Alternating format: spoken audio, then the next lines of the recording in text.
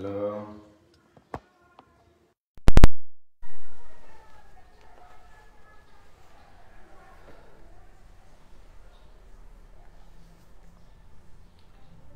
Masa-masa mau. Assalamualaikum warahmatullahi wabarakatuh. Syariah Islam, Tahmid Islam Ami. Syariah Islam salam bhai. Waalaikumsalam. Aisyah Siddiqani.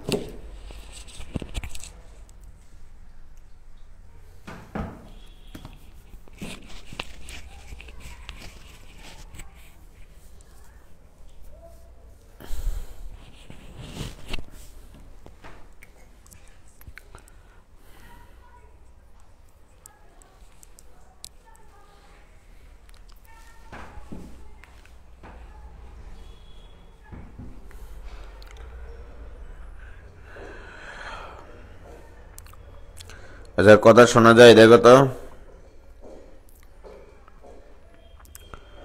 কথা কি শোনা যায়? কানিস ফাতেমা মেয়ে তো চাকরি পাইছে। ভাইয়া কেমন আছেন? আলহামদুলিল্লাহ। নৌসিন অনিকা, ফারজানা রুমা, নাইয়ান হাসান, এস শরণ, শাহরিয়ার ইসলাম, বিশাখা ইসলাম দিয়া, ওয়ালাইকুম সালাম, গুড মর্নিং।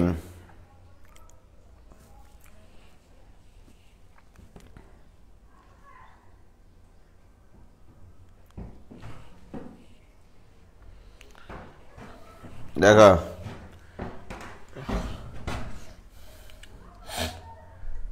আমরা স্থিতিবিদ্যার ত্রিভুজের বল ত্রিভুজের বিপরীত সূত্র নিয়ে অঙ্ক করেছিলাম, লামির উপপাদ্য দিয়ে অঙ্ক করেছি। ঠিক আছে, বল ত্রিভুজের বিপরীত সূত্রের আরেকটা অঙ্ক আমি তোমাদেরকে একটু বলি। সেটা হচ্ছে এরকম একটা অনুভূমিক দ্বন্দ্ব। প্রশ্নটা বোঝা আগে। এই হচ্ছে অনুভূমিক একটা দ্বন্দ্ব। এই দ্বন্দ্বের দুই প্রান্তে একটা রশি বাঁধা আছে।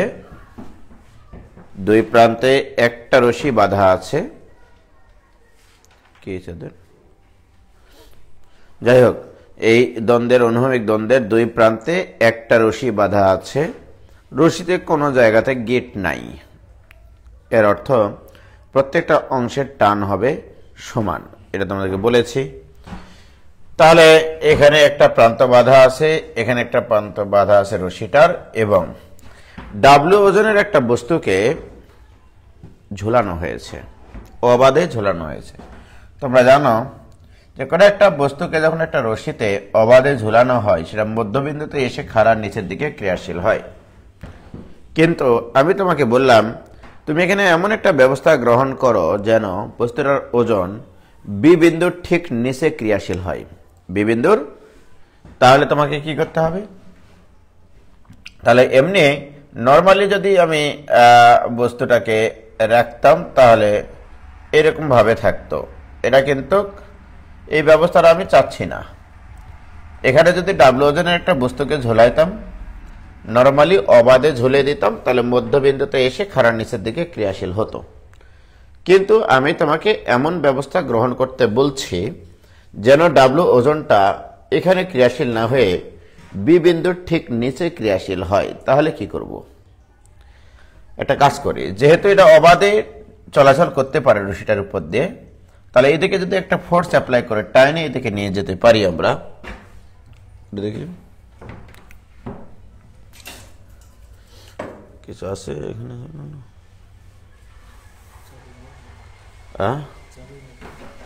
লাগবে না।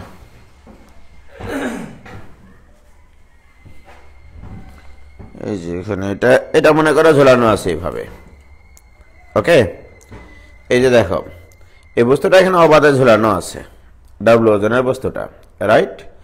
তাহলে এটাকে যদি আমি এই বি বিন্দু ঠিক নিচে নিয়ে যেতে চাই, তাহলে এটাকে এইভাবে টানতে হবে। কে টানছে দেখো তো? এই যে দেখো, এই অবস্থার সৃষ্টি করতে হবে। এই অবস্থায় রাখতে গেলে নিশ্চিত তুমি কি বুঝতে পারছো যে এইদিকে, অর্থাৎ এই দ্বন্দ্বের সমান্তরাল একটা বল প্রয়োগ করা আছে এই বরাবর, এই যে বরাবর। তার মানে এই চিত্রটা তোমাদেরকে আঁকতে হবে, ঠিক আছে? তাহলে এই চিত্রটা আঁকো যে ডাব্লিউ ওজনের বস্তুটা ঠিক এই বিন্দুটার নিচে ক্রিয়াশীল হবে। কি বোঝা যাচ্ছে কি? দেখা যায় দেখো তো। ওকে, আচ্ছা, তাহলে এই চিত্রটা যদি আঁকি তাহলে কি হবে দেখো একটু।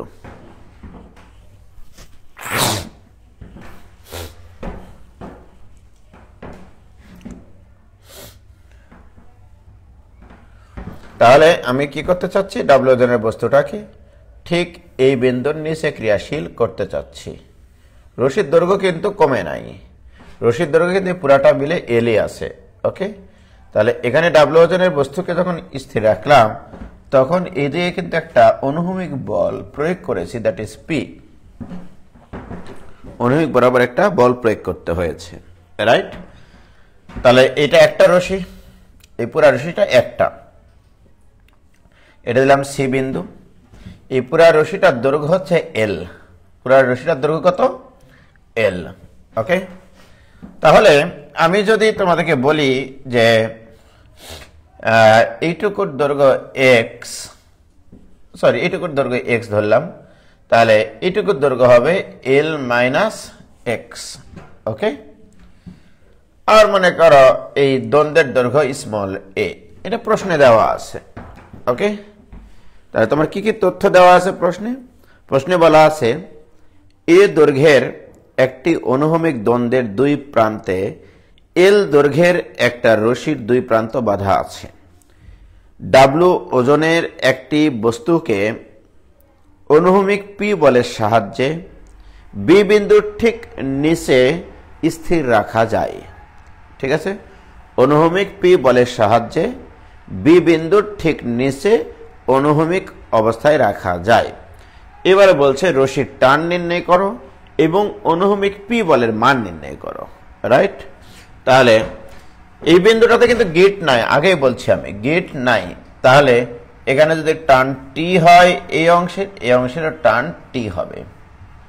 রশির টান মানে আমি তোমাদেরকে আগেই বলেছি সেটা নিজস্ব একটা সহ্য ক্ষমতা, যে পরিমাণ টান সে সহ্য করতে পারে সেটা হচ্ছে তার নিজস্ব সহ্য ক্ষমতা আসলে। ওকে, তাহলে এগুলো ধরে নিই। তাহলে ধরি মানে ফাইনাল পরীক্ষায় আমি অ্যান্সার করতেছি, ধরি A B equal to small A equal to দ্বন্দ্বের দৈর্ঘ্য বা লাঠির দৈর্ঘ্য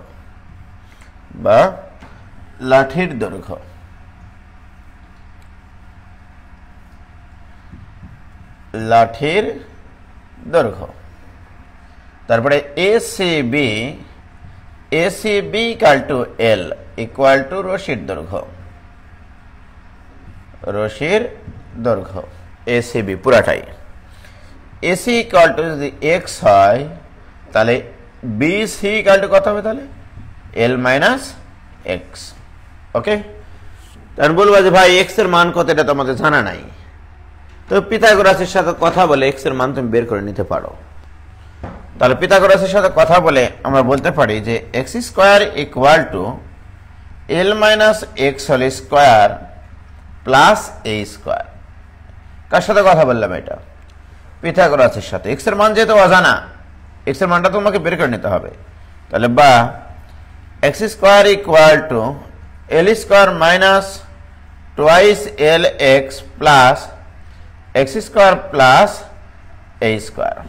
ওকে, এক্স স্কোয়ার আর এক্স স্কোয়ার কেটে গেলে থাকে twice L X equal to A square plus L square. অতএব X equal to A square plus L square divided by twice L. কি ঠিক? তাহলে এক্স মানে এইটুকুর দৈর্ঘ্য আমাদের জানা হয়ে গেছে। এসি এর দৈর্ঘ্য যদি জানা থাকে তাহলে বিসি এর দৈর্ঘ্য জানা, তাহলে বাহু গুণনের দৈর্ঘ্য কিন্তু সব আমাদের কাছে জানা। এসির দৈর্ঘ্য জানা, বিসি এর দৈর্ঘ্য জানা, এবি এর দৈর্ঘ্য জানা, রাইট? এখন আসো, তাহলে এটুকু বোঝা গেছে কিনা বলো?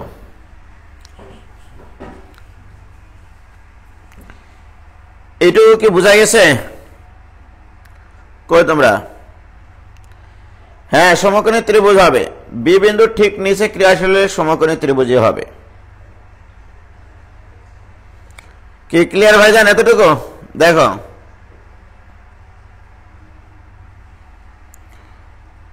তোমাদের এই কয়জন মাত্র ক্লাস করতেছে, তার মানে ক্লাস তো আমি আর রাখবো না। তো কাদের জন্য ক্লাস করো এগুলো? ক্লাস ডিলিট করে দেবো দাঁড়াও আজকে। মাইশা, ফারজানা, মৌমিতা ক্লিয়ার, মাসুম হাসান মৌ ক্লিয়ার ভাই। এবার আসো, এই স্ট্রাকচারে আমরা চতুর্মুখী 4টা বল দেখতে পাচ্ছি। একটা ডাব্লিউ বল এদিকে ক্রিয়াশীল, একটা পি বল এদিকে ক্রিয়াশীল, একটা টি বল এদিকে ক্রিয়াশীল, আর একটা টি বল এদিকে ক্রিয়াশীল, রাইট?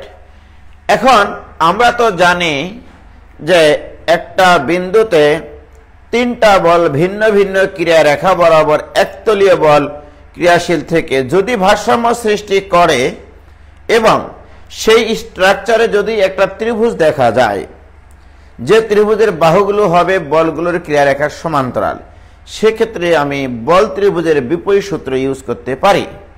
কিন্তু দুঃখের বিষয় এই স্ট্রাকচারে টোটাল 4টা বল আছে, রাইট? 4টা বল কি কি? একটা পি বল, একটা টি বল, একটা টি বল আর একটা ডাব্লিউ বল, রাইট? আমার এখন প্রশ্ন তোমাদের কাছে, সি বিন্দুতে ডাব্লিউ আর টি এর লব্ধি একটা বল সৃষ্টি হবে। টি আর ডাব্লিউ এর লব্ধি বল কত? কার্যরত লব্ধি বল সি বিন্দুতে কত হবে? টি আর ডাব্লিউ, টি মাইনাস ডাব্লিউ নাকি ডাব্লিউ মাইনাস টি, কোনটা হবে? এটা কে বলতে পারবে? টি মাইনাস ডাব্লিউ নাকি ডাব্লিউ মাইনাস টি? দুটা বিপরীতমুখী বল প্রয়োগ করা আছে, আর টি মাইনাস ডাব্লিউ হবে নাকি ডাব্লিউ মাইনাস টি হবে, এটা কে বলবে? বলো একটু তোমরা, কি হবে?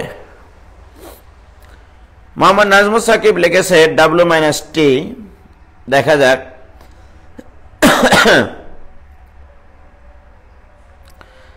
তাসমিন নাহার মিম বলছে W minus T. Tahmidul Islam Omi বলছে W minus T. W equal to T না, W minus T. Rubel Haque ID থেকে সম্ভবত সাবরিনা, এটা ডাব্লিউ মাইনাস টি হবে, লব্ধি বল। ডাব্লিউ ইকুয়াল টু টি না, ডাব্লিউ আর টি সমান না রে আপু। দেখো এবার এই জিনিসটা একটু তোমাদের কাছে ক্লিয়ার ব্যাখ্যা করতে চাই আমি। সেটা হচ্ছে এরকম যে, মনে করো এই বিন্দুতে তোমরা যেটা দেখতে পাচ্ছ যে এদিকে একটা পি বল আছে, এদিকে টি বল আছে, এদিকে ডাব্লিউ বল আছে, আর এখানে আছে তোমার আরেকটা টি বল। ওকে, তো ঘটনা হলো কি জানো, এমনি দেখানোর জন্য, এটা যে তোমাদের পরীক্ষা খাতায় লিখতে হবে তা না, একটু ফিলিংস নেওয়ার জন্য, কনসেপ্টটা ক্লিয়ার করার জন্য। এই বস্তুটা স্থির থাকে, স্থির যদি থাকতেই হয় তার মানে upward force equal to downward force হওয়া উচিত। এখন সাবরিনা দেখছে আপওয়ার্ড ফোর্সটা টি, ডাউনওয়ার্ড ফোর্সটা ডাব্লিউ। মিথ্যা কথা। এই যে একটা ব্রাঞ্চ ফোর্স আছে, ব্রাঞ্চ ফোর্স যদি এই যে সরলরেখার সাথে সমান কোণ উৎপন্ন করত, তাহলে এই ফোর্সের এই বরাবর কোনো ইফেক্ট নাই।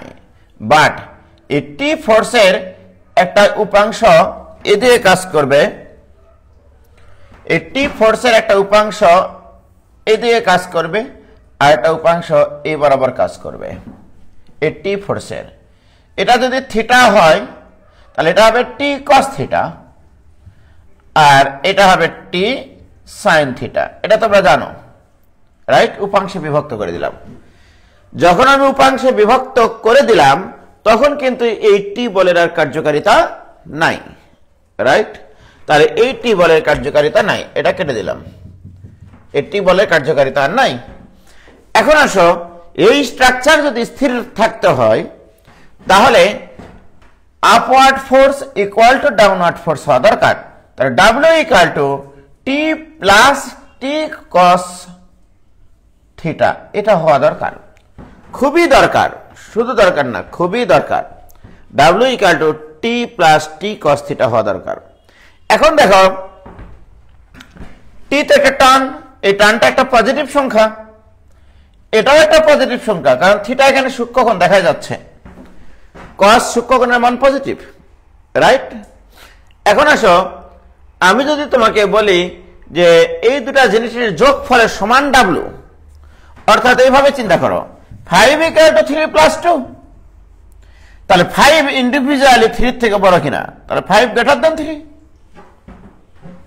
আবার 5 > 2, তাহলে এখানেও তাই ডাব্লু টি আর টি কস থিটা দুইটা জিনিসের যোগফলের সমান, তাহলে ডাব্লু টি এর থেকে বড়, তাহলে ডাব্লু আর এই টি বলের লব্ধি ডাব্লু মাইনাস টি হবে, যেটা কিনা নিচের দিকে ক্রিয়াশীল।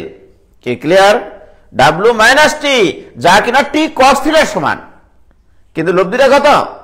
ডাব্লু মাইনাস টি। তাহলে এই বিন্দু থেকে একটা বল নিচের দিকে ক্রিয়া করবে, সেটা হচ্ছে এই ডাব্লু আর টি এর লব্ধি, অর্থাৎ ডাব্লু মাইনাস টি। তা ডাব্লু মাইনাস টি যখন নিব, এই ডাব্লু আর এই টি তখন আর থাকবে না, ওকে? কারণ এই দুটার লব্ধি আমি নিচের দিকে নিয়েছি। আমি কি তোমাদেরকে ফিল করাতে পারলাম? ওকে, শুধু বোঝাতে চেষ্টা করলাম যে এই বিন্দুতে আসলে ক্রিয়াশীল ডাব্লু আর টি বল নাই, ডাব্লু মাইনাস টি বল আছে, ডাব্লু মাইনাস টি বল আছে। কি ক্লিয়ার? তোমরা কি বুঝা গেছে? বুঝতে পেরেছো ভাইজান?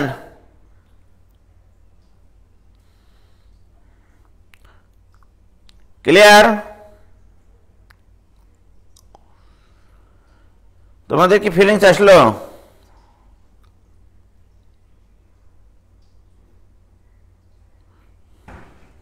ওকে,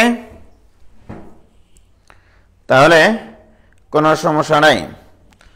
তাহলে এই বিন্দুতে টোটাল কয়টা বল ক্রিয়াশীল? 3টা বল। তাহলে সি বিন্দুতে অনুভূমিক পি বল, সি অংশের টান টি বল, এবং সি বিন্দুতে খাড়ার নিচের দিকে ক্রিয়াশীল ডাব্লু মাইনাস টি বল। ওকে, তাহলে এবার লিখবা তোমরা এভাবে যে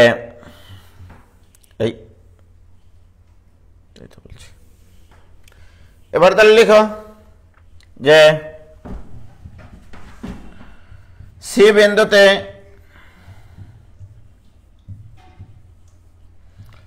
ক্রিয়াশীল, সি বিন্দুতে ক্রিয়াশীল 3টি বল, 3টি বল পি কমা ক্যাপিটাল টি কমা ডাব্লু মাইনাস টি, রাইট? একটা বল পি, একটা হচ্ছে এই বরাবর টি, ওইটি কিন্তু নয়, আর এটা হচ্ছে ডাব্লু মাইনাস টি। এই 3টি বল ভারসাম্য সৃষ্টি করে, ভারসাম্য সৃষ্টি করে, ভারসাম্য সৃষ্টি করে। এবং লক্ষ্য করে দেখো, এই 3টা বল কিন্তু এই এবিসি ত্রিভুজের 3টা বাহু বরাবর আছে বলে মনে হচ্ছে। কেন? দেখো, পি বলটা মনে হচ্ছে এবি বরাবর ক্রিয়াশীল, রাইট? এই টি বলটা কোন বরাবর ক্রিয়াশীল? সি এ বরাবর ক্রিয়াশীল। আবার দেখো, ডাব্লু মাইনাস টি বলটা কোন বরাবর ক্রিয়াশীল? বি সি বরাবর ক্রিয়াশীল। তাহলে অতএব বল ত্রিভুজের বিপরীত সূত্রানুসারে পাই, অতএব বল ত্রিভুজের বিপরীত সূত্রানুসারে পাই, বিপরীত সূত্রানুসারে পাই। ওকে, তাহলে বিপরীত সূত্রানুসারে পাই। বলো পি ডিভাইডেড বাই কত লিখবা? এটা বলো, পি কোন বাহুর সমান্তরাল? P divided by A B, very good, equal to T divided by কত লিখবা? সি এ, এটা equal to W minus T divided by কত লিখবা? সেটা বলো, বি সি। এটা বল ত্রিভুজের বিপরীত সূত্র কিনা বলো? বলো, কোনো ভেজাল আছে?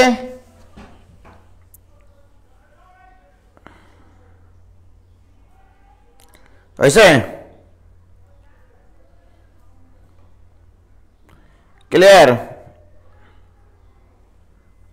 ওকে, তাহলে বল ত্রিভুজের বিপরীত সূত্র ইউজ করলাম। এবার এগুলোর প্রত্যেকটা দৈর্ঘ্য আমাদের জানা আছে। বাহ, পি ডিভাইডেড বাই এবি এর দৈর্ঘ্য, এবি এর দৈর্ঘ্য কত দেওয়া ছিল? স্মল এ, এটা equal to T divided by C এর দৈর্ঘ্য কত দেওয়া ছিল? সি এক্স, এটা equal to W minus T divided by BC এর দৈর্ঘ্য এল মাইনাস এক্স। ওকে, এই দৈর্ঘ্যগুলো আমাদের দেওয়া ছিল। প্রিয় শিক্ষার্থী বন্ধুরা, আমি তোমাদেরকে একটা জিনিস বলতে চাই, তোমরা 9-10 এগুলো পড়েছিলাম। 3/5 ইকুয়াল টু 6/10, এটা সত্য কিনা? 3/5 যা 6/10 হতা, দুটা অনুপাত সমান। দুটা অনুপাত যদি সমান হয় তাহলে লবের যোগফলের অনুপাত, লবের যোগফল ডিভাইডেড বাই হরের যোগফলের অনুপাতও সমান হয়। তোমরা খেয়াল করে দেখো, 9/15, 9/15 মানে কিন্তু 3/5, ঠিক? তার মানে দুটা অনুপাত যদি সমান হয়, লবের যোগফল ডিভাইড বাই হরের যোগফলের অনুপাতও সমান হবে, অথবা লবের বিয়োগফল ডিভাইড বাই হরের বিয়োগফলের অনুপাতও সমান হবে। এখন এই দুটা অনুপাত কিন্তু সমান। আমি যদি বলি এটা ইকুয়াল টু, তোমার ইচ্ছা, তোমার প্রয়োজন অনুসারে করবা, এই দুটো অনুপাত তো সমান, তুমি এই দুটার লবের যোগফল ডিভাইডেড বাই এই দুটার লবের হরের যোগফল করতে পারো, অথবা এটা যোগ করলে এটা যদি যোগ করি তাহলে এখানে হবে ডাব্লিউ ডিভাইডেড বাই এটা যোগ করলে হবে এল। এই যে দেখো, ছেলেমেয়েরা কিন্তু বাসায় গিয়ে এই অংশটুকু অন্ধকার দেখবে যে ডাব্লিউ বাই এল কোত্থেকে আসলো। কি করেছে? আমি এই লব আর এই লব যোগ করেছি, এই হর আর এই হর যোগ করেছি। ক্লিয়ার? এটা যোগ করলে ডাব্লিউ, এটা যোগ করলে হয় এল, নইলে তো ছেলেমেয়েরা বারাম খুলে যাবে এটা সলভ করতে। এখন তাহলে বলো, আমি সর্বসাকল্যে এটা ইকুয়াল টু এটা লিখতে পারি, এটা ইকুয়াল টু এটা লিখতে পারি, এটা ইকুয়াল টু এটা লিখতে পারি। আমার প্রয়োজন নাই অত কিছু, আমার দরকার অনুভূমিক পি বলের মান এবং রশির টান। তাহলে অতএব আমরা বলতে পারি P divided by A equal to W by L, বা অঙ্ক শেষ হয়ে গেছে ইতিমধ্যে। আবার T by X equal to W by L. প্রিয় শিক্ষার্থী বন্ধুরা, অতএব পি ইকুয়াল টু কি হবে বলো? W A divided by L. তাহলে অনুভূমিক বলের পরিমাণ হতে হবে এটা, অনুভূমিক বলের মান হতে হবে এটা। এবং এখানে আসো, তাহলে এখানে কি আসবে? T equal to W into X by L. এর বাংলা এক্স এর মান আমি বের করে রেখেছি অনেক আগে। এক্স এর মান কত ছিল? তাহলে এটা equal to W into A square plus L square divided by L into twice L. X এর মান হচ্ছে A square plus L square by twice L. তাহলে অতএব ক্যাপিটাল টি রশির টান equal to W into A square plus L square divided by 2 L square. এটাই answer. কি clear? এটা রশির টান। বলো, কারো কি কোনো আপত্তি আছে?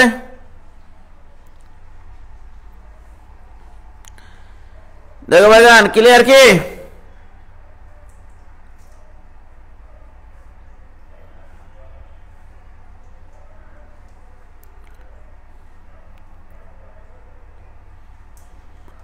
কিছুই না, জাস্ট ফিলিংস এর একটা অঙ্ক, যে উদ্দীপকটা পড়ে চিত্রটা আঁকি। আমি 3টা ফোর্স যদি দেখতে পাই, কারণ আমরা শিখেছি যে একটা বিন্দুতে 3টা বল ক্রিয়াশীল হলে ভারসাম্য সৃষ্টি করলে ভিন্ন ভিন্ন বরাবর ক্রিয়াশীল হলে ভিন্ন ভিন্ন ক্রিয়ারেখা বরাবর ভারসাম্য সৃষ্টি করলে, এবং সেখানে যদি একটা ত্রিভুজ উৎপন্ন হয়, যে ত্রিভুজের বাহুগুলো হবে বলগুলোর ক্রিয়ারেখার সমান্তরাল।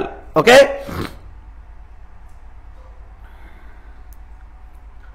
ওকে, তাহলে আমাদের রশির টানও হয়ে গেল, অনুভূমিক পি বলের মানও হয়ে গেল। ওকে, এবার আসো, খুবই সুন্দর একটা অঙ্ক, খুবই কিউট একটা প্রশ্ন।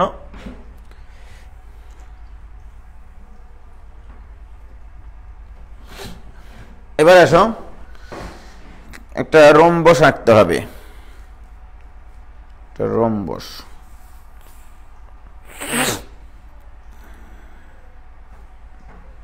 একটা পাতা আছে এখানে, একটা পেজ দাও তো, নিচ থেকে একটা পেজ দাও।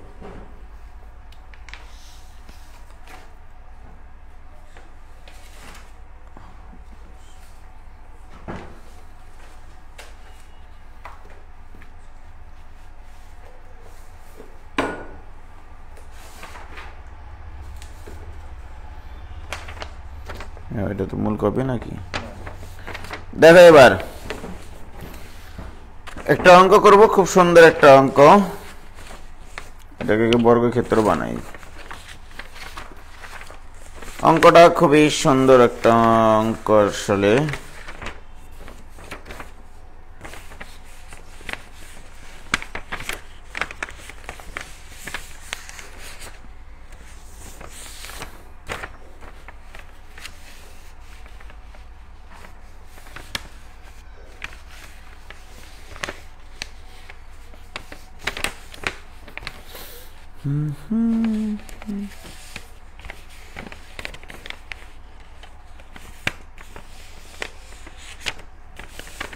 দেখো একটা রম্বস বানালাম। হ্যাঁ, দেখো এটা একটা রম্বস, দেখতে পাচ্ছ? এখন এই রম্বস আকৃতির একটা পাত, প্রশ্নটা হচ্ছে রম্বস আকৃতির একটা পাত। সাদা পেজ হলে ভালো হতো, সাদা পেজ নিয়ে এসো তো। খুব সুন্দর একটা প্রশ্ন। রম্বস আকৃতির একটা পাত, এই পাত এটা একটা স্টিলের পাত মনে করো। ওকে, এই রম্বসের দুটা কর্ণ আছে, এখানে একটা কর্ণ আছে, এখানে একটা কর্ণ আছে, রাইট? এই কর্ণ দুটা যে বিন্দুতে ছেদ করেছে সেখান থেকে মনে করো একটা ডাব্লু ওজনের একটা বস্তু ঝুলানো হয়েছে, ডাব্লু ওজনের একটা বস্তু ঝুলানো হয়েছে। আমার প্রশ্ন, এই রম্বসের একটা কোণ 120 ডিগ্রি, রম্বসের একটা কোণ 120 ডিগ্রি। তোমাদেরকে ক্লু দিয়ে দিচ্ছি, দেখো রম্বসের একটা কোণ 120 ডিগ্রি। এই রম্বসের কর্ণদ্বয় যে বিন্দুতে ছেদ করে সেই বিন্দু থেকে ডাব্লু ওজনের একটা বস্তুকে ঝুলে দেওয়া হয়েছে, এবং তাহলে এটাকে ঝুলে দিলে কি এটা ধপাস করে পড়ে যাবে? তাহলে এই কর্ণ বরাবর যে দুটা রশি আছে বা দুটা টান আছে, এই বরাবর এইভাবে দুটা বল প্রয়োগ করে রেখে দেওয়া আছে, এটা স্থির রাখা আছে। ওকে, পি এবং কিউ বলের সাহায্যে, এবং শর্তে বলে দেওয়া আছে P greater than Q. P greater than Q হলে দেখাতে হবে যে P square equal to 3q square, P square equal to 3q square. তাহলে প্রশ্নটা কি? রম্বস আকৃতির ডাব্লু ওজনের একটি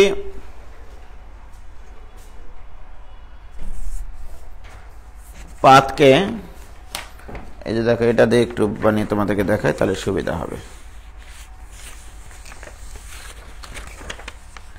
সাদা পেজ নিয়ে আসলাম।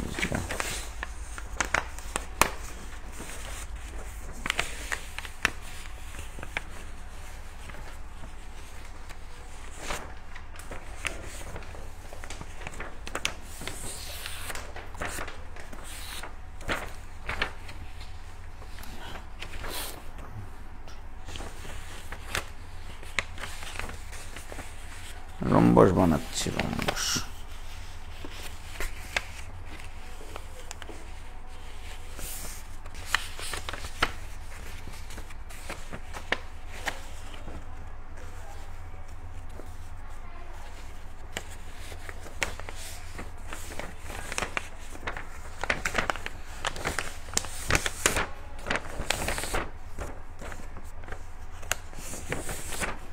এই যে দেখো এটা রম্বস, 100% এটা রম্বস। ওকে, স্কেলটা আছে? না না, কাটবো না।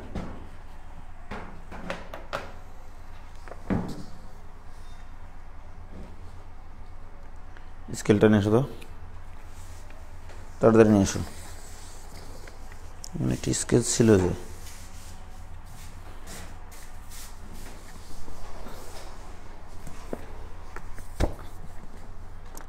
দাঁড়াও তোমরা একটু, হ্যাঁ অঙ্কটা বুঝাই একটু তোমাদেরকে।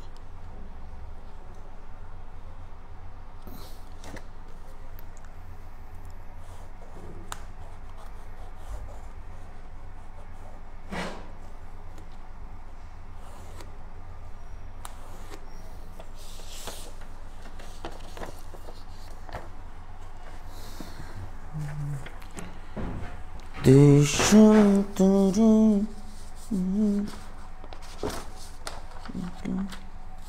দেশ বিদেশ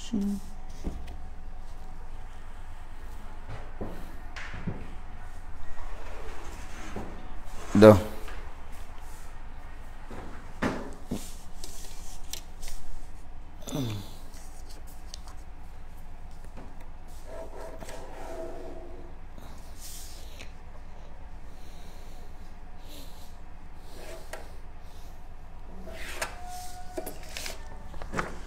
এই যে দেখো, তোমরা এটা দেখতে পাচ্ছ কি? দেখো এই যে রম্বসটা, এটা কি দেখা যায়? দেখো তো বাবা, হ্যাঁ, এই যে চিত্রটা দেখা যায় কিনা, এটা তোমরা আমাকে রেসপন্স করো, তাহলেই হবে। এই যে রম্বসটা দেখা যায় কিনা? দেখা যায়? হ্যাঁ, দেখা যাচ্ছে? ক্লিয়ার দেখা যাচ্ছে? ওই দাগটা দেখা যাচ্ছে? হ্যাঁ, একটু উপরে ধরবো। আচ্ছা, এই দেখা যাচ্ছে? দেখো তো, আমাকে দেখার দরকার নাই।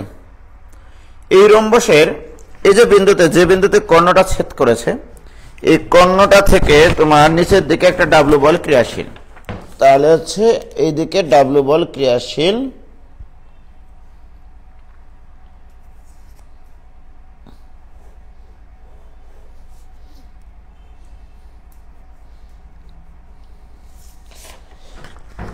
এই যে দেখো, আবার দেখাচ্ছি, এটা দেখা যায় কিনা দেখো। এই যে রম্বস আকৃতির একটা, এটা হচ্ছে পাত, স্টিলের পাত, এর ওজন ডাব্লু, ডাব্লুটা হচ্ছে তোমার এই কর্ণ থেকে খাড়ার নিচের দিকে ক্রিয়াশীল। তাহলে এটাকে ধরে রাখতে গেলে, এটাকে যদি ধরে রাখতে যাই, তাহলে আমরা কি করতে হবে?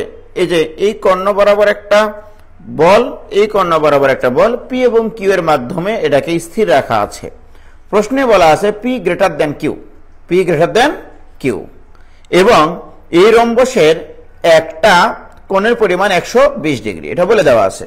ওকে, তাহলে দেখো, প্রশ্নটা ছিল এরকম যে এই হচ্ছে রম্বস আকৃতির একটা পাত,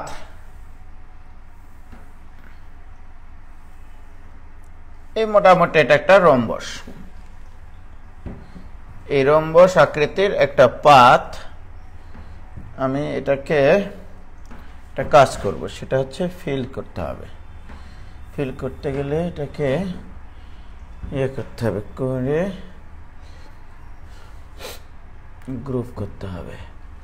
করলাম, করার পরে এটাকে ফিল করতে হবে। Fill colour, fill colour, fill colour, fill colour, fill colour, এই তো এটা, এটাকে ফিল করে দিলাম। ওকে, এই যে রম্বস আকৃতির একটা পাত। এখন দেখো যে এই পাতটার এটা একটা কর্ণ,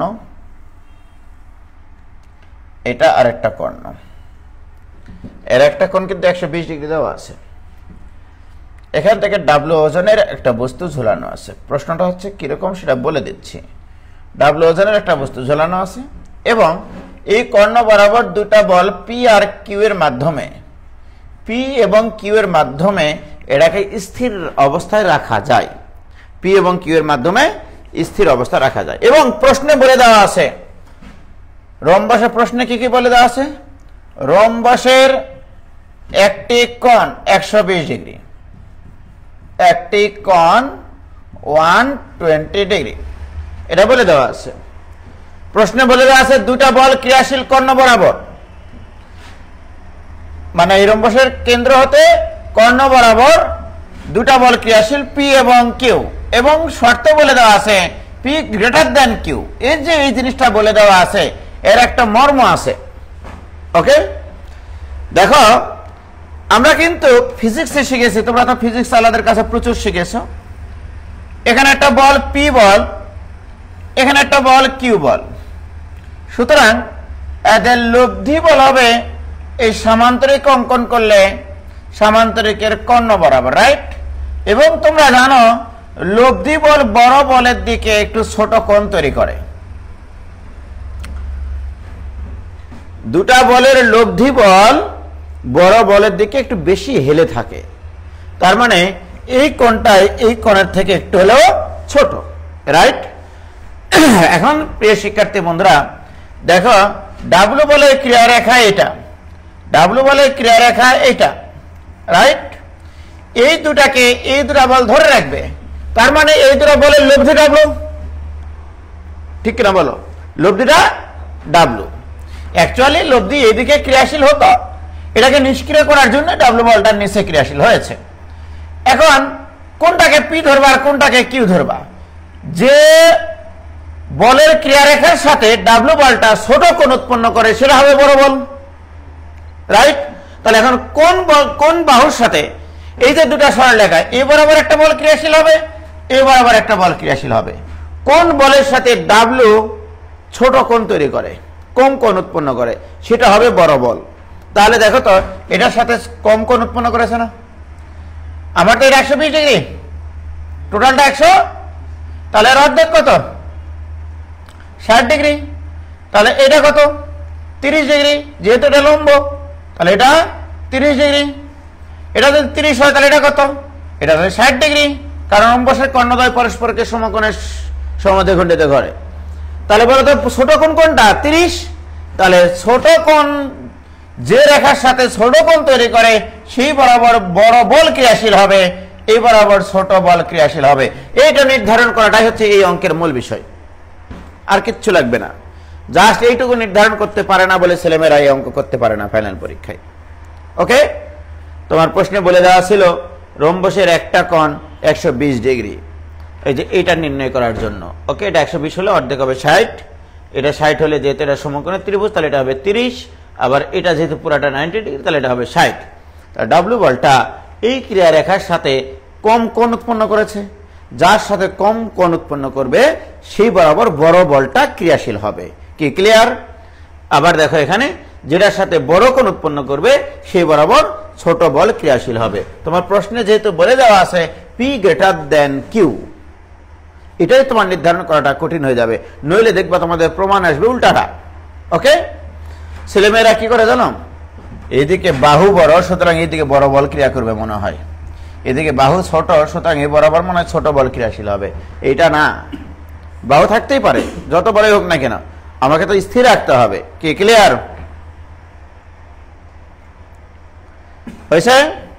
এবারে এখন আসো, তাহলে এখানে যদি আমি এখন লামির উপপাদ্য প্রয়োগ করি, লামির মামিকে ডেকে এখানে যদি আমরা অ্যাপ্লাই করি পি ডিভাইডেড বাই পি এর অপোজিট কোণ, তাহলে পি ডিভাইডেড বাই পি এর অপোজিট কোণ কোনটা? পি ডিভাইডেড বাই অপর দুটা বলের মধ্যবর্তী কোণ 90 প্লাস 30, তাহলে সাইন অফ 90 প্লাস 30, ঠিক কিনা বলো? এটা equal to Q divided by P R W এর মধ্যবর্তী কোণ 90 প্লাস 60, সাইন অফ 90 প্লাস 60। আর লাগবে না, ডাব্লিউ এর মধ্যে সম্পর্ক বের করতে বলেনি, আসলে পি আর কিউ এর মধ্যে সম্পর্ক বের করতে বলেছে। তাহলে এখানে হবে পি ডিভাইডেড বাই cos 30, এটা equal to Q divided by cos 60।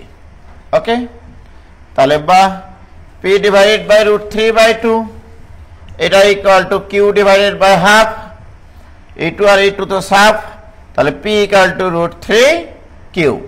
অতএব উভয় পক্ষকে বর্গ করলে P square equal to 3 Q square. কি ক্লিয়ার? এটাই অ্যান্সার, এটাই প্রমাণ করতে বলেছিল। খুব সুন্দর একটা প্রশ্ন, আমার খুব পছন্দের একটা প্রশ্ন। ওকে, কি ক্লিয়ার হয়েছে ভাইজান? সবাই কি বুঝতে পেরেছো?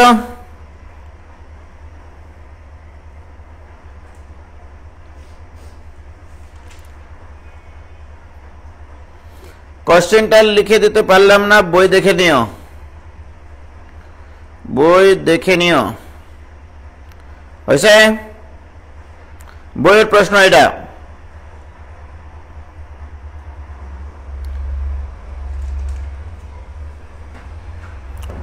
ওকে, তাহলে সবার ক্লিয়ার হয়েছে এটা। এবারে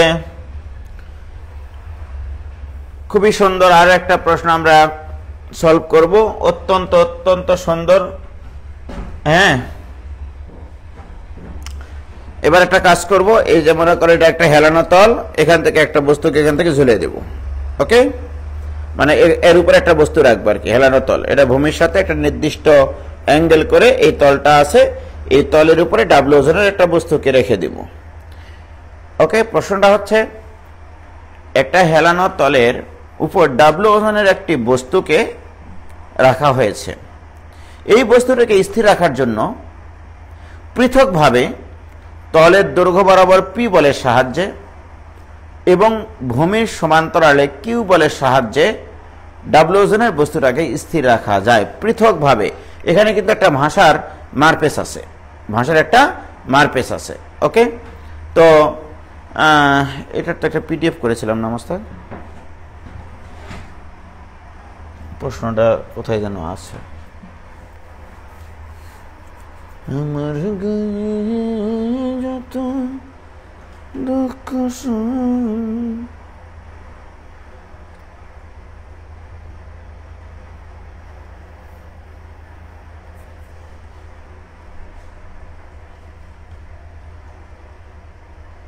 এই যে এটা না,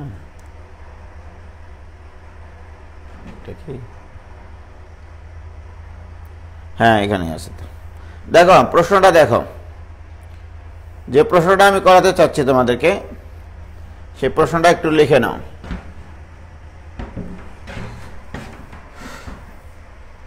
এগুলো তো তোমাদের সব আলোচনা হয়েছে, এটা করানো হয়েছে তোমাদের, তারপরে এই প্রবলেমটাও করানো হয়েছে, এটাও করানো হয়েছে, দৈর্ঘ্যের দণ্ড, এটা কোনটা, এটাও করানো হয়েছে, এটাও করানো হয়েছে, কই এটাও করানো হয়েছে, তাই না? এটা আজকে করালাম, এটাও করানো হয়েছে। আর কই 7 নম্বর প্রবলেম কই রে ভাই?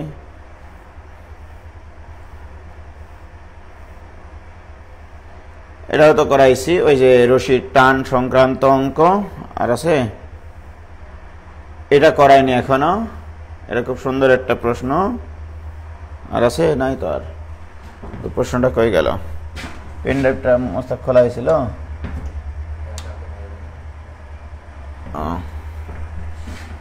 দাঁড়াও কোথায় রাখলাম জানো, এখানে থাকতে পারে।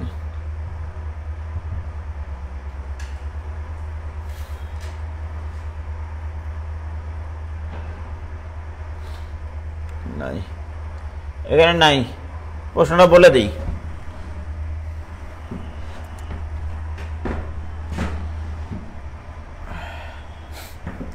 প্রশ্নটা হচ্ছে এরকম, কোন বইয়ে কিভাবে আছে জানি না, আমি বলে দিচ্ছি যে এখানে একটা হেলানো তল আছে, এই হচ্ছে তল, নির্দিষ্ট কোণে আনত তল, মনে করো আলফা কোণে আনত তল। এই তলের উপরে এখানে ডাব্লু ওজনের একটা বস্তুকে রাখা আছে। খুবই ইম্পর্টেন্ট অঙ্ক, কিন্তু খুবই ইম্পর্টেন্ট অঙ্ক। এখানে ডাব্লু ওজনের একটা বস্তুকে স্থির রাখতে হবে, এই যে ডাব্লু ওজনের একটা বস্তুকে স্থির রাখতে হবে। এই বস্তুটাকে এই তলের উপরে স্থির রাখতে হলে পৃথকভাবে দুইটা বল ক্রিয়া করানো হয়েছে, পৃথকভাবে, একই সাথে না। একবার বল প্রয়োগ করা হয়েছে পৃথকভাবে, তাহলে দুটা চিত্র আঁকেনি, দুটা চিত্র আঁকেনি।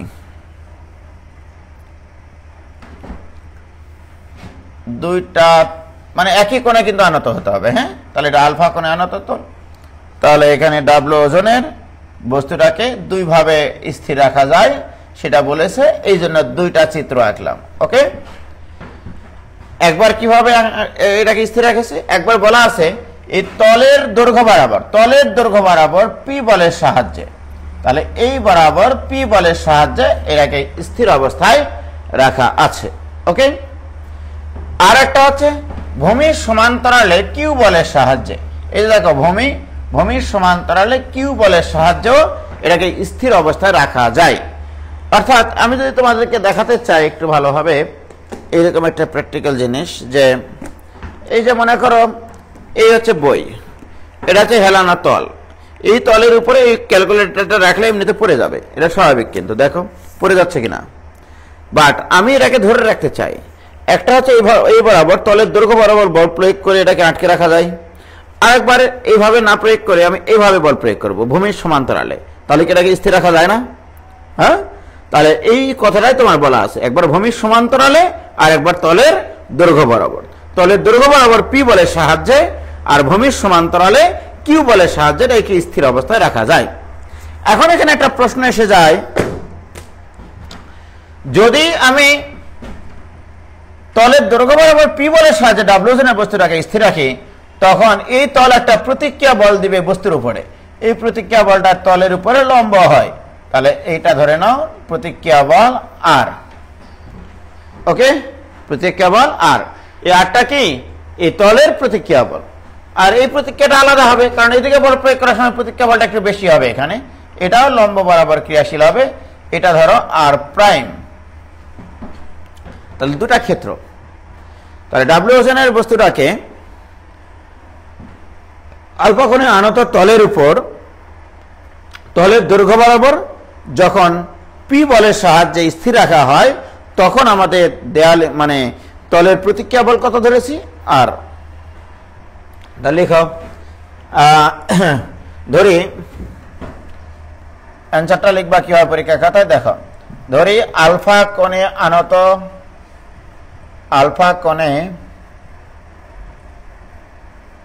আনত তলের, এটা ও বিন্দুতে দিলাম, এটা ও, হ্যাঁ, তলের ও বিন্দুতে ডাব্লিউ ওজনের বস্তুটিকে পৃথকভাবে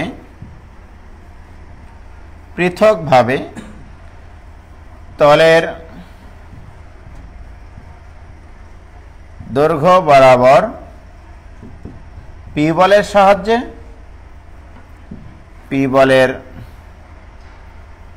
সাহায্যে এবং ভূমির সমান্তরালে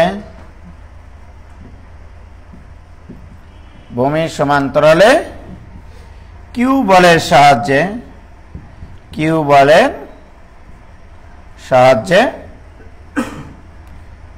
স্থির রাখা যায়। ওকে, এটা প্রশ্নে বলে দেওয়া আছে। তাহলে দুটা কেস,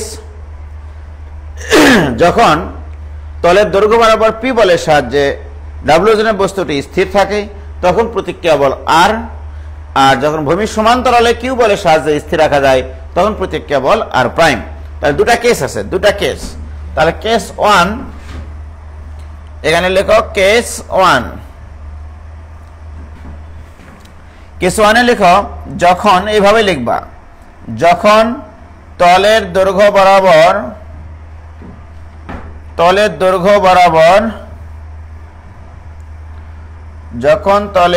বরাবর ক্রিয়াশীল পি বলের সাহায্যে ডাব্লিউ ওজনের বস্তুটিকে স্থির রাখা হয়,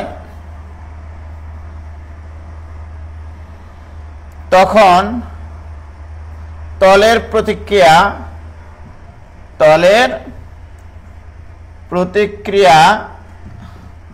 আর, এই কথাটা লিখতে হবে। ওকে, তাহলে আমরা দুটা ক্ষেত্র তৈরি করতেছি, যখন তলের দৈর্ঘ্য বরাবর ক্রিয়াশীল পি বলের সাহায্যে ডাব্লিউ ওজনের বস্তুটিকে স্থির রাখা হয় তখন তলের প্রতিক্রিয়া আর। কি ক্লিয়ার? সেক্ষেত্রে আমরা যদি ও বিন্দুতে লামির উপপাদ্য প্রয়োগ করতে চাই, তাহলে আমার কোণগুলো জানতে হবে মন দিয়ে। তাহলে কোণগুলো আমরা বের করে নিই। দেখো, এই কোণটা আমার জানা খুব জরুরি, এটা জানাও জরুরি, এটা জানাও আমার জরুরি। তাহলে কোণগুলো তোমরা এখানে দেখে দিবা। এই কোণটা কত হবে? এখানে যে একটা কাল্পনিক সরল রেখাটা আনো তোমরা, তাহলে এইটুকু তো আলফা, এখান তো অনুরূপ কোণ আলফার 90 ডিগ্রি, তাহলে এই কোণটা হচ্ছে 90 ডিগ্রি প্লাস আলফা। 100% এটা 90 ডিগ্রি, যেহেতু তলের উপরে এটা লম্ব, তাহলে এটা হচ্ছে 90 ডিগ্রি। ওকে, আল্লাহ রে সব ডিলিট হয়ে গেল, এই আবার চলে এসছে।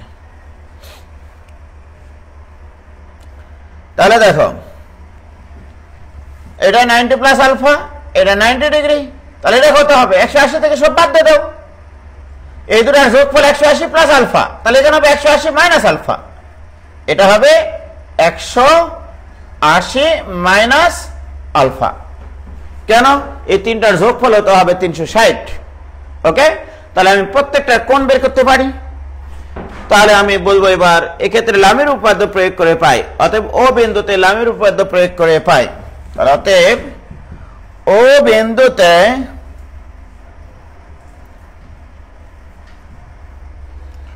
লামের উপপাদ্য প্রয়োগ করে পাই, তাহলে কি? P divided by R divided by W divided by, তাহলে পি যখন ডিভাইড বাই করবো তাহলে আর এবং ডাব্লিউ এর মধ্যবর্তী কোণ, তাহলে সাইন আর এবং ডাব্লিউ এর মধ্যবর্তী কোণ কত দেখলাম? আর এবং ডাব্লিউ এর মধ্যবর্তী কোণ 180 মাইনাস আলফা, তাহলে এখানে লিখবো আমি 180 minus alpha. Okay, R divided by sine of P R W এর মধ্যবর্তী কোণ কত? পি আর ডাব্লিউ 90 প্লাস আলফা, এটা equal to W divided by P R আর এর মধ্যবর্তী কোণ 90 ডিগ্রি, সাইন 90 ডিগ্রি। কি ক্লিয়ার? লামের উপপাদ্য প্রয়োগ করেছি আমি, প্রত্যেকটা বল হবে অপর দুটা বলের মধ্যবর্তী কোণের সাইন অনুপাতের সমানুপাতিক। প্রিয় শিক্ষার্থী বন্ধুরা, but P divided by sine alpha এটা equal to R divided by cos alpha, এটা ইকুয়াল টু ডাব্লিউ। ঠিক আছে, অতএব আমরা এটা ইকুয়াল টু এটা লিখতে পারি, তাহলে পি ইকুয়াল টু হবে ডাব্লিউ সাইন আলফা, আর একটা হচ্ছে আর ইকুয়াল টু হবে ডাব্লিউ কজ আলফা। থাকে এটা, তাহলে এটা হচ্ছে তলের দৈর্ঘ্য বরাবর ক্রিয়াশীল বলের মান, ডাব্লিউ সাইন আলফা, আলফাটা হচ্ছে আনত কোণ, হেলানো তলের মানে কোণ আর কি, আনতি, আর আর মানে হচ্ছে দেয়ালের ওই হেলানো তলের প্রতিক্রিয়া, ডাব্লিউ ইন্টু কজ আলফা। আলফাটা কিন্তু ধরে নেওয়া মান। তাহলে আমরা একটা কেস এখানে আলোচনা করলাম, যখন তলের দৈর্ঘ্য বরাবর পি বলের সাহায্যে ডাব্লিউ ওজনটাকে স্থির রাখা হয়েছিল। এবারে কেস 2 থাকে এটা। এবার আসো কেস 2, আবার ওই ভাষাটা একটু তোমরা লিখে নিবা, ওই যে কেস 1 এর মতো। যখন ভূমির সমান্তরালে ক্রিয়াশীল কিউ বলের সাহায্যে ডাব্লিউ ওজনের বস্তুটাকে স্থির রাখা হয়, তখন প্রতিক্রিয়া বল আর প্রাইম, এই কথাটা লিখে নিবা। এবারে এখানে কোণগুলো আগে বের করে নাও। এই কোণটা কত হবে? এই কোণটা হবে 90 প্লাস আলফা, কারণ এইটুকু আলফা আর এইটুকু তো 90 ডিগ্রি, এইটুকু হবে এবার 90 ডিগ্রি, এইটুকু ওই কোণই আছে 180 মাইনাস আলফা। তাহলে এক্ষেত্রে যদি লামের উপপাদ্য প্রয়োগ করি, তাহলে কিউ ডিভাইডেড বাই অপর দুটা বলের মধ্যবর্তী কোণের সাইন অনুপাত, Q divide by sine of 180 minus alpha, এটা equal to R prime divided by এর অপোজিট কোণের সাইন, সাইন অফ 90 ডিগ্রি, এটা equal to W divided by opposite কোণের সাইন, তার মানে sine of 90 degree plus alpha. কিচ্ছু করিনি, দেখো কি ক্লিয়ার? প্রিয় শিক্ষার্থী বন্ধুরা, এবার এখানে থাকলো Q divided by sine alpha, এটা equal to R prime sine 90 degree মান 1, এটা equal to W divided by cos alpha, 90 plus alpha থাকলে সাইনটা কজে পরিণত হয়, সেকেন্ড কোয়াড্রেন্টে সাইন পজিটিভ। তাহলে অতএব আমরা কি পাচ্ছি এখান থেকে?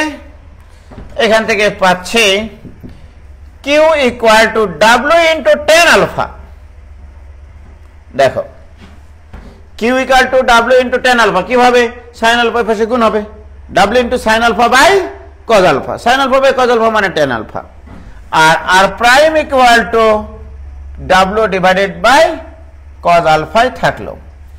তাহলে তোমরা একটু দেখো ভাইজান, যে প্রথম ক্ষেত্রে আমরা একটা সম্পর্ক পাইছি, সম্পর্কটা হচ্ছে P equal to W sine alpha আর Q equal to W tan alpha. আবার আর পাইছিলাম, অর্থাৎ প্রথম ক্ষেত্রে প্রতিক্রিয়া বল পাইছিলাম ডাব্লিউ কজ আলফা, আর দ্বিতীয় ক্ষেত্রে প্রতিক্রিয়া বল পাইছি। এখন কি কি সম্পর্ক তোমাদের প্রমাণ আসতে পারে এখান থেকে? আলফা যেহেতু তোমাদের ধরে নেওয়া মান, লক্ষ্য করো এবার আমি যদি এখন এই জিনিসটা বের করতে চাই, 1/p² minus 1/q² equal to 1/p², p² মানে w² sine square alpha minus 1/q² মানে w² tan স্কয়ার আলফা। কিচ্ছু করিনি, w p আর q এর মান বসাইছি। এটা ইকুয়াল টু 1/w² যদি কমন নেই 1/sin² মানে cosec square alpha minus cot square alpha. কেন আমি এটা করলাম এবার বুঝবা, এটার মান 1, তাহলে 1/w²। এই প্রমাণটা প্রচুর ইম্পর্টেন্ট, প্রচুর। এইটা হচ্ছে চ্যাপ্টারের মনে করো হট কেক বলা হয় এটাকে। ওকে, তাহলে তোমাকে প্রমাণ করতে বলবে 1/p² minus 1/q² equal to 1/w²। তোমার পরিচয়গুলো জানা থাকতে হবে। What is P? পি হচ্ছে তলের দৈর্ঘ্য বরাবর ক্রিয়াশীল বল যখন ডাব্লিউ ওজনটাকে স্থির রাখে এককভাবে। আবার ভূমির সমান্তরালে কিউ বল এককভাবে ডাব্লিউ ওজনের বস্তুটাকে স্থির রাখে। মনে রাখতে হবে এখানে পৃথকভাবে কিন্তু স্থির রাখে, একে একে, মানে একবারে ক্রিয়াশীল হয়ে না, একে একে। কি ক্লিয়ার? এখান থেকে তোমাকে ডাব্লিউ এর মান বের করতে বলতে পারে, এরকম প্রশ্ন আছে, লসাগু করে ডাব্লিউ এর মান বের করো, নো প্রবলেম। এবার আসো, প্রতিক্রিয়া বল একটা পাইছিল আর আরেকটা পাইছিল আর প্রাইম। আমি যদি এই দুটা গুণ করি তাহলে আলফা ভ্যানিশ হবে। এটা equal to W cos alpha into 1 divided by W by cos alpha. Cos alpha কেটে যায়, তাহলে থাকবে আর আর প্রাইম। অতএব R R prime equal to w²। এটাই অ্যান্সার। কি ক্লিয়ার? এই দুটা প্রমাণ খুবই খুবই ইম্পর্টেন্ট, মোস্ট ইম্পর্টেন্ট। আমরাও কি দুটা চিত্র আঁকবো? হ্যাঁ, অবশ্যই দুইটা চিত্র আঁকবা। তোমরাও দুটা চিত্র আঁকবা, হয়েছে?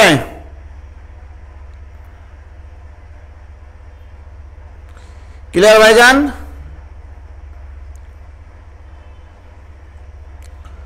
বলো, কারো কোনো ভেজাল আছে? বলো প্লিজ।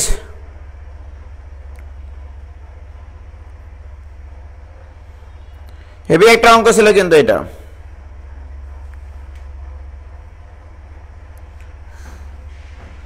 খুবই ইম্পর্টেন্ট একটা প্রশ্ন।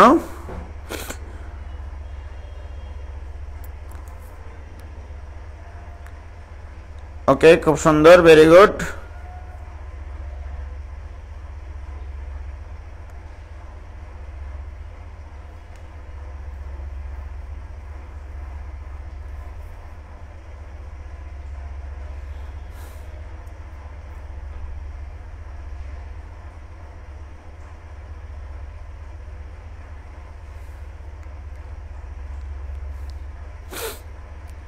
ওকে,